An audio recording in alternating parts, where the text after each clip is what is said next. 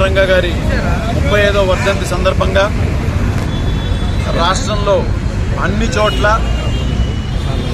రంగా గారి వర్ధంతి కార్యక్రమాలు చాలా ఘనంగా జరుగుతున్నాయి. ఆయనకి రోజు రోజుకి రంగా గారి యొక్క అభిమానులు పెరుగుతూనే ఉన్నారు. రానున్న రోజుల్లో తప్పనిసరిగా రంగాయిజాన్ని రాష్ట్రంలో ముందుకు తీసుకెళ్లే దిశగా నా యొక్క అడుగులు మొదలైనవి.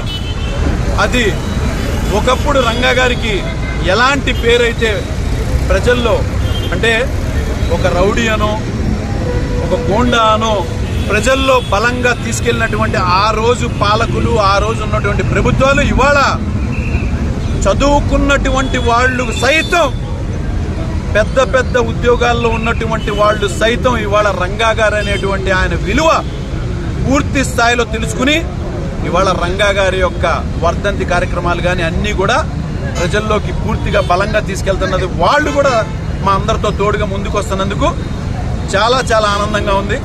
తప్పనిసరిగా రంగా గారి ఆశయాల్ని ముందుకు తీసుకెళ్లే దిశగా గత కొంతకాలంగా మేము ప్రయత్నం చేస్తున్నాం. ముఖ్యంగా ఇక ఎలక్షన్ల దగ్గరకు వస్తున్నాయి కాబట్టి మీడియా మిత్రులకి మీకు తెలియదే ఉంది, రంగా గారి మీద అభిమానం ఇంకా 2 కాదు 3 10 కూడా అవుతుంది.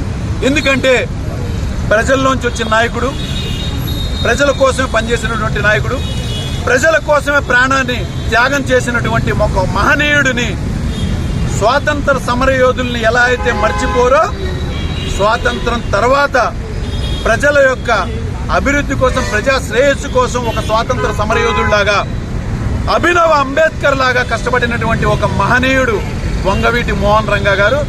ఆయనని మర్చిపోవడం అనేది జరగని విషయం.